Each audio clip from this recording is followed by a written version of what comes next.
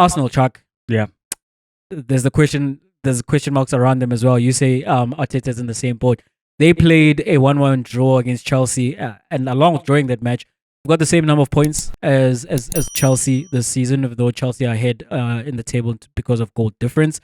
When you look at those two sides, you look at that result, is it indicative that they are at the same level this season? I think more or less you can say that, hey? Because you might look at Chelsea and then they draw against Man United and you're like, maybe they're not quite ready to mount a challenge or be counted amongst the better sides of the league, which is City and Liverpool, and maybe Arsenal you want to add. But I think if you look at the fact that Arsenal have lost points and 4 games without a win has them obviously where they are, and Chelsea have caught up. What Chelsea have then since found is a bit of reliability in Nicholas Jackson, star power in Cole Palmer, and they've found a side that they're not chopping and changing. They're not using all 50 of their players. They've come to a system where they're like, okay, these guys we can trust. Pedro Neto has now started 3 games in a row. You've got Caicedo and Lavia as your preferred pairing at the base of the midfield. And I think that has given them some stability. What we've always said about Chelsea is that if they can get their story right, with the amount of talent that they've signed, they should be a powerhouse. And I think they've improved to a point where they are peers and they can go shoulder to shoulder, chest to chest with Arsenal. So I think the long and short of it, Jay, is that I think Chelsea are right there. I think Chelsea are back. I think it depends, Chuck. I think it depends on what Arteta decides to do. I think if Arteta goes the way that he has gone thus far this season, then yes, Arsenal and Chelsea are equals. But I think if Arteta just does maybe some of the simple things and tweaks here and there, then I think Arsenal are still ahead because Thomas Partey should be playing in the 6. What you can actually take a leaf out of the Chelsea book is Maresca is benching Enzo because he has figured out that his best midfield is the pairing of Lavia and Caicedo, right? Regardless of the fact that Enzo cost as much money as he did, Declan Rice is limited in that number 6 position. In some games, you have Thomas Partey being shafted to right back so that you can accommodate Declan Rice in the midfield. Odegaard is back. And I believe if you play Partey in the number 6, because of the midfielders that Arsenal have when Odegaard was out, the only one who could pass was Thomas Partey. There's still question marks around Merino, so I think just do the simple thing, the thing that makes sense. And but also it's not simple in that it's a big call that is required of you, but you're the coach, you're supposed to make the big calls. If you have Thomas Partey in that midfield and if with Odegaard being back, I think that does elevate Arsenal still above Chelsea. The other thing, when I look at their results, yes, they do have the same number of points, right? Arsenal have played 7 of the top 10 teams in the Premier League currently. One of those teams, of course, is them. So they can't play themselves. So of the other 9 available, only 2 of their matches have not come against the top 10 sides. And in those matches, particularly against what you would call the traditional Big 6, right? Yes, they won away against Spurs. They drew away against City. They drew at home against Liverpool. They've drawn away now against Chelsea, yet to play Manchester United. The Chelsea, Manchester City, and Liverpool matches, the concerns are the fact that they were ahead in all those games and they allowed the other team to come back.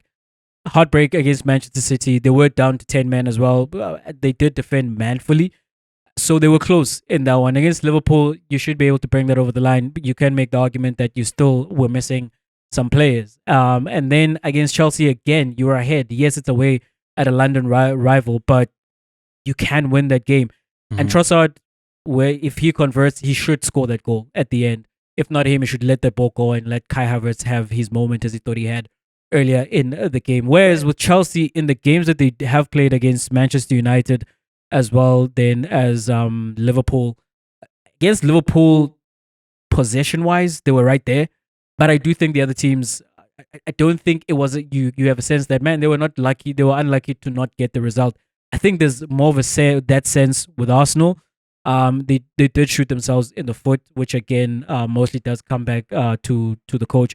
But I do believe that if, as I'm saying, if Arteta makes the right kind of tweaks, and with Odegaard now back in this team, who I've called the most important player for Arsenal, I do think Arsenal will prove to still be ahead of Chelsea. That is to take nothing away from Chelsea because under Maresca, they've done brilliantly this season, and it's proving to be the right decision. Even though Pochettino finished the season quite well and in good form, it is proving that Maresca is the guy, because the other thing, as I'm saying, he's willing to make the tough decisions. He came out and he told us, no, it's not a big squad. These are the players I'm going with. He took a look at Sterling preseason and was like, I know who you are. I know what you've done in this league, but I don't have use for you in my team. So go back to his board, find him other accommodation. But I'm telling you, he's not gonna play here. So they've come a long way. They've got seemingly the right coach. They do have the star players. I do think they've got game breakers. Cole Palmer, Nicholas Jackson, and Pedro Neto. And by game breakers, I mean at any given moment, like the game might be in a lull or it might be a stalemate. They've got that special thing to go and do something. Either go rescue the game or go win you the game. And that is something that maybe at Arsenal I don't quite think is there in as much abundance as you find in Chelsea. But if I'm stacking them up against one another overall, if Arsenal do the right things, I do think they still pull ahead of Chelsea. Let's hope they do the right things, Shay, because currently, if I look at the current run of form, yeah, there's Chelsea in there, and that's where you lost points. But Newcastle, they're not particularly great, Okay, Newcastle went away to Nottingham Forest and beat the number 3 team in the league starting in the weekend. That's not who they are, that's not who they are. Nino is good for like a top 8 finish, but nothing more than that. And Chelsea have beaten Newcastle, and they've also beaten Bournemouth away. See, and they beat Nottingham maybe Forest, I believe, as well, right? I'm not too sure about that one in terms of my recollection, but I think they're creeping up on you. And as you said, if things don't turn and if Arteta doesn't do the simple things, then maybe Chelsea make up that ground. And I think because if you look at the points total, when we get to Ruben Amorim, we're there as well.